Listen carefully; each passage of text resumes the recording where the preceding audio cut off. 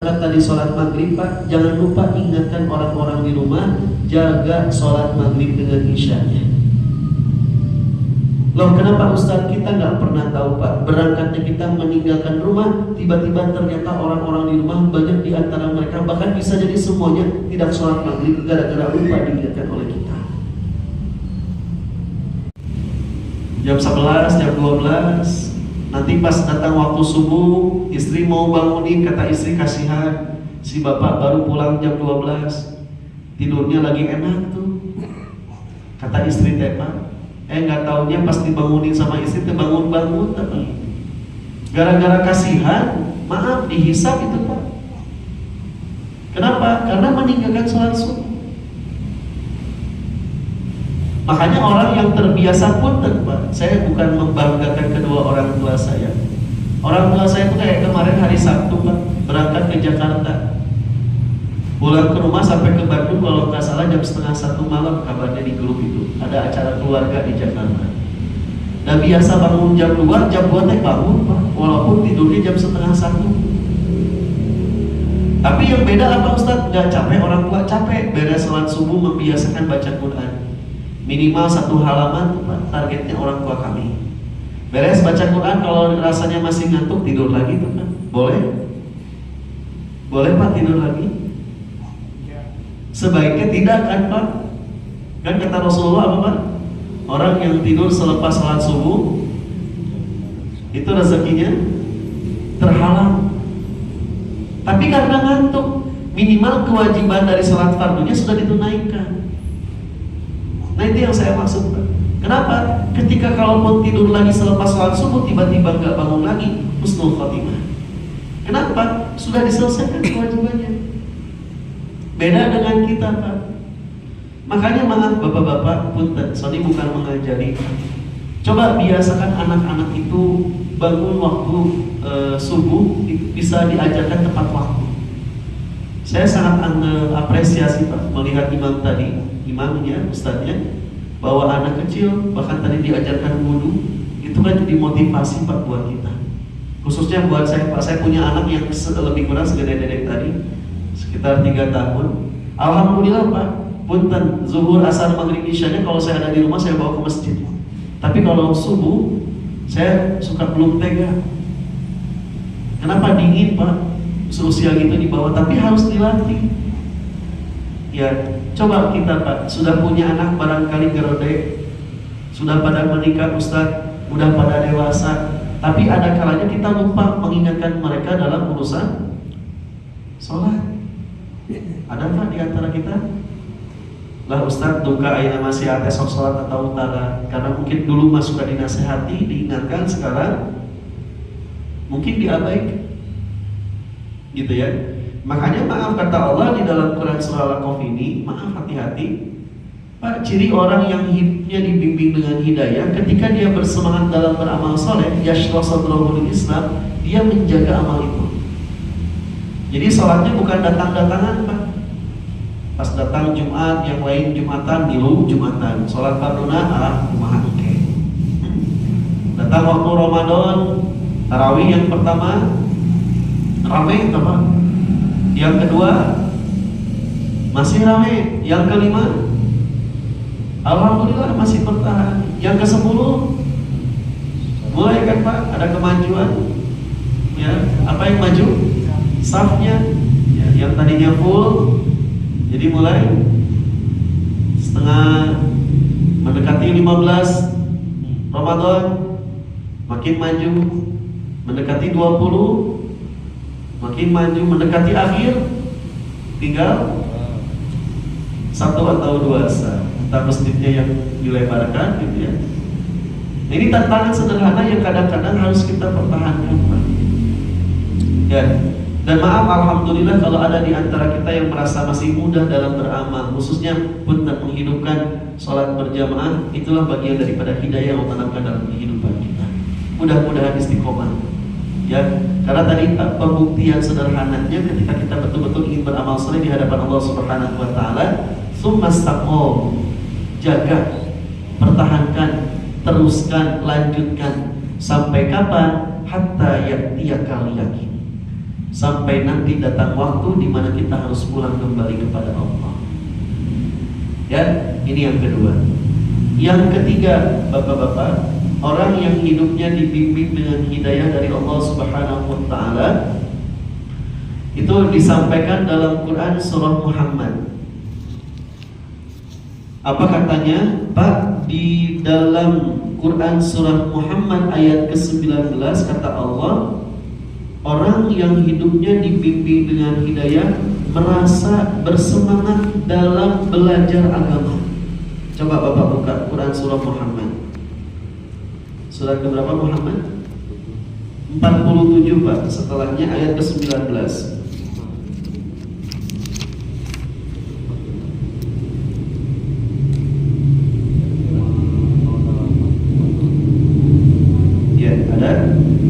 Halaman 508 Pak.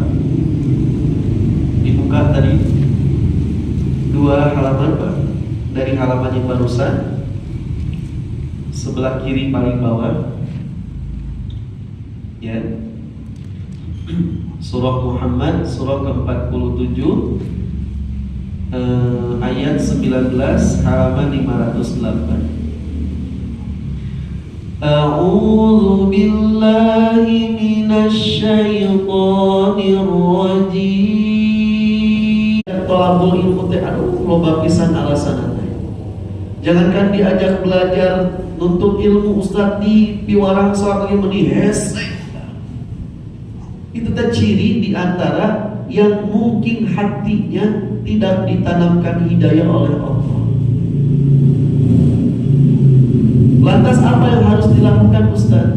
Ketika kita tahu bahwa hidup kita tidak dibimbing dengan agama, tidak dibimbing oleh hidayah dari Allah, maka perbaiki dengan belajar. Pak, maaf kalau ditanya, kenapa kita sholat Pak? Ada yang bisa jawab Pak? Mau berpendapat? Bapak kalau ditanya sama anak, Pak ngapain sih kita sholat? Kira-kira apa jawaban kita Pak? Kewajiban, perintah, betul Pak? Terus apa sih Pak dari manfaatnya sholat? Bapak jawab apa kira-kira?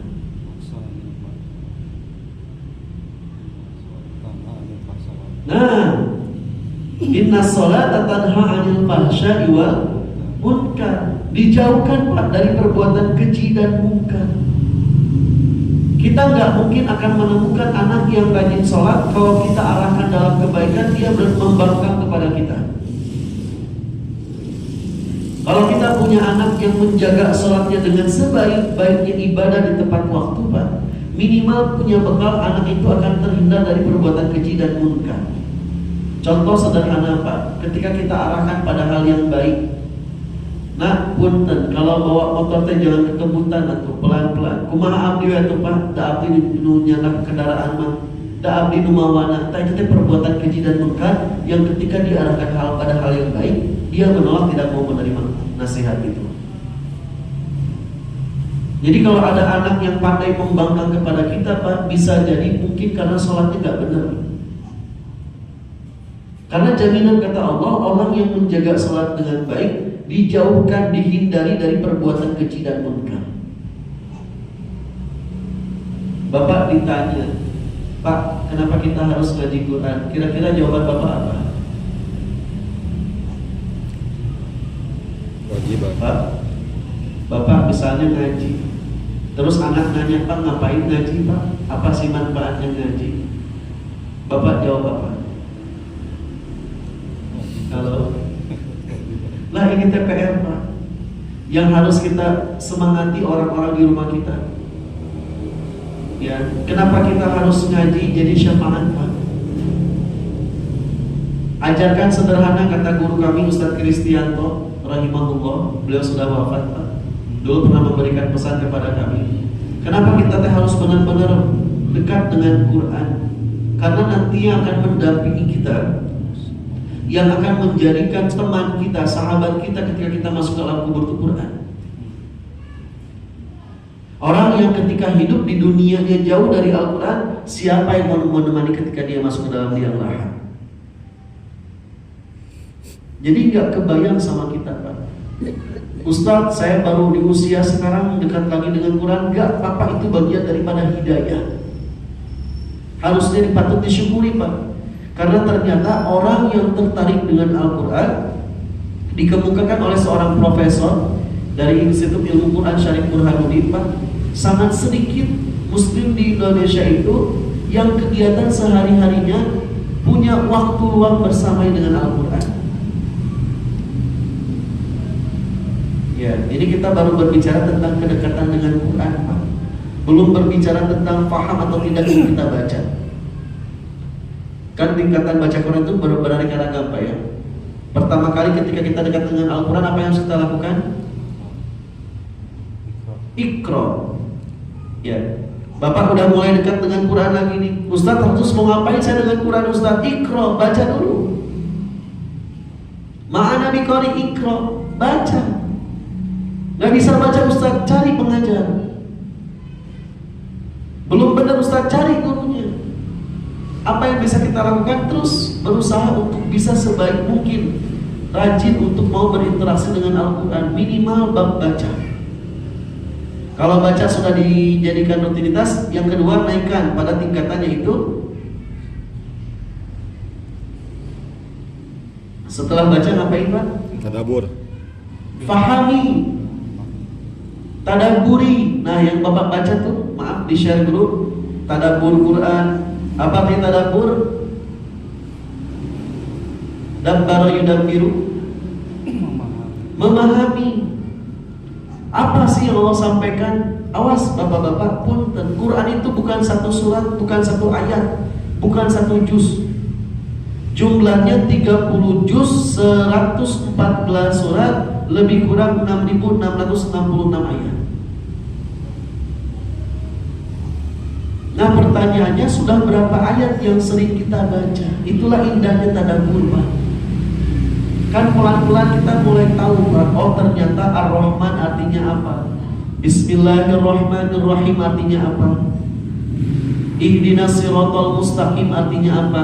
Itu bisa kita pahami ketika kita membaca plus memahami, bahkan membaca makna dari ayat-ayat Quran. Makanya maaf Bapak-bapak, punten, kalau belajar tadabbur, kalau Bapak datang ke kajian tadabbur, usahakan pakai Qurannya yang Quran ada terjemahnya. Kalau untuk latihan baca boleh, Ustadz, mata saya udah nggak jelas lihat hurufnya, pakai Quran yang besar, Pak. Quran kabir itu ukuran berapa? Nah ini Pak, punten, yang di depan ini Quran segede gini. Di Quran kabir ini khusus buat kita yang maaf nggak kelihatan, gitu ya. Tapi kalau udah belajar tadabbur, lebih bagus lagi Qurannya besar plus ada terjemahnya. Kenapa? Biar sama-sama menikmati, Pak, pembelajaran ilmu tentang tadabbur Qurannya, gitu ya. Jadi tahap pembelajaran kita dekat dengan Quran itu memang selain membaca harus dipahami. Kalau nanti sudah paham, yang ketiga muncul apa itu? Pengamalan, amalkan. Oh, kata Quran itu betul ya, ternyata kematian itu jelas ada. Kematian itu nyata, setiap kita pasti meninggal, itu kata Quran, Pak. Kalau nanti kita meninggal, lantas kemudian apalagi yang akan terjadi, Quran menjelaskan. Kalau nanti tiba-tiba terjadi hari kiamat, apa yang akan terjadi, Quran menjelaskan. Bagaimana dengan hisab kita di hadapan Allah, ternyata Quran menjelaskan. Nanti setiap manusia akan dikumpulkan dalam keadaan beraneka ragam, semua dalam keadaan seperti mudanya dulu kita, Pak. Nggak akan ada muda dengan tua, Pak. Semuanya terlihat muda. Maaf, dalam keadaan telanjang. Sudah tidak ada lagi yang namanya nafsu, karena semua sudah dikumpulkan. Setan semua dibelenggu. Kita menghadap kepada Allah semua dengan amalannya masing-masing. Kita nggak ingat istri kita nggak ingat anak kita. Ya. Kenapa? Itulah yang terjadi di hari kiamat yang Allah sampaikan di dalam Al-Quran. Quran. Bahkan ditanyakan oleh manusia, yas'alunaka ayyana yaumul qiyamah. Apa sih yang akan terjadi nanti di hari kiamat? Fa idza barikal basar wa khasafal qamar wa jumi'a asy-syamsu wal qamar. Ngeri itu, Pak. Quran itu yang menjelaskan. Makanya maaf buat kita yang belajar fa'lam annahu la ilaha illallah, semangat ingin terus tahu menggali apa sih yang Allah pesankan di dalam Al-Quran. Itulah ciri bahwa kita dibimbing hidupnya oleh hidayah. Makanya beruntung, Pak, kita punya waktu, menyempatkan waktu untuk mau belajar agama Islam, minimal dengan datang di kajian tadabbur hari ini.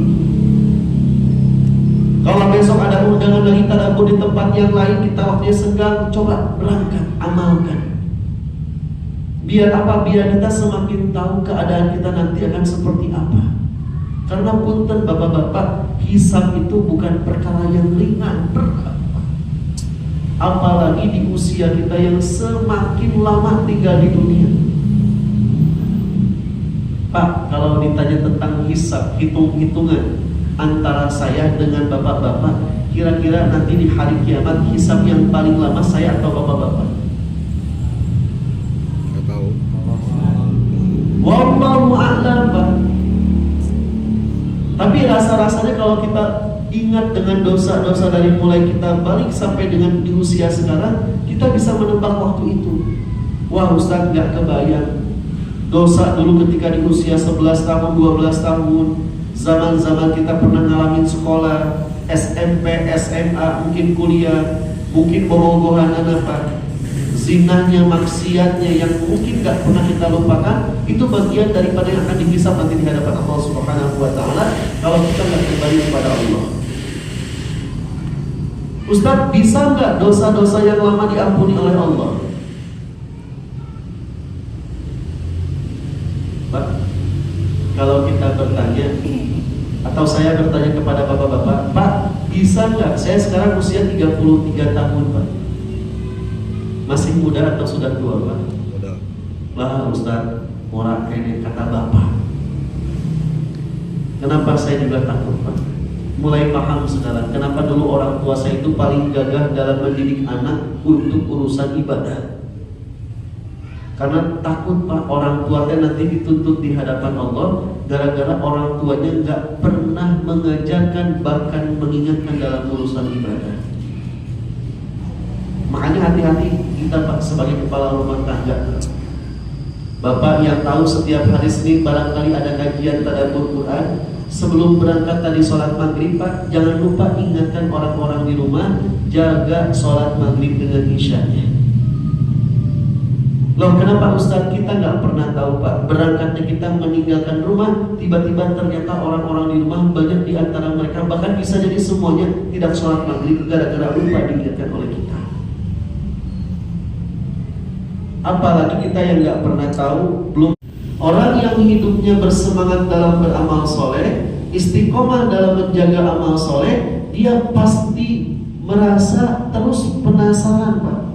Sebenarnya apa sih yang Allah inginkan dari kita? Ya, bukan hanya sholat saja yang Allah jadikan kewajiban bagi kita.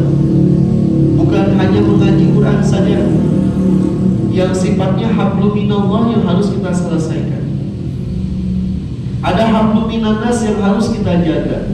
Itu bagian daripada perintah. Islam mengajarkan kayak begitu.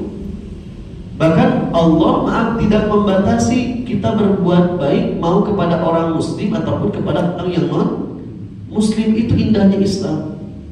Allah nggak membatasi kita mau menjaga sosial kita dengan orang mukmin saja, tidak. Silakan jaga ukhuwah kita dengan siapapun selama kebaikan yang kita tanamkan kepada orang-orang sekitaran kita.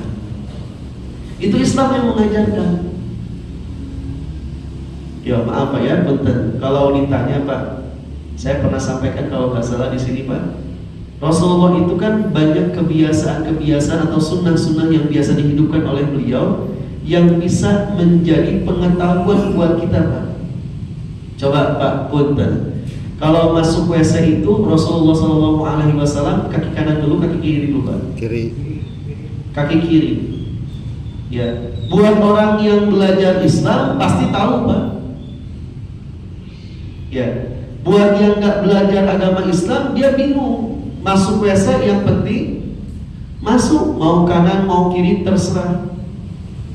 Makanya punten Pak, kemarin saya sempat diundang ke daerah Cililin Cihampelas mengisi acara tabligh akbar dengan tema memperingati Maulid Nabi 12 Rabiul Awal kemarin, Pak. Saya sampai tanya kepada panitia yang tadi subuh nggak sholat subuh, angkat tangan, mereka cengengesan, Pak. Angkat tangan seakan-akan meninggalkan sholat subuh itu menjadi hal yang biasa-biasa saja.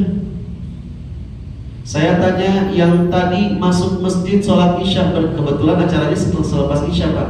Yang tadi masuk masjid menjelang melaksanakan ibadah sholat isya, yang berdoa dulu angkat tangan. Gak ada tuh Pak yang angkat tangan. Yang masuk masjidnya kaki kiri dulu angkat tangan. Ustaz apal saya tadi kanan heula kiri heula.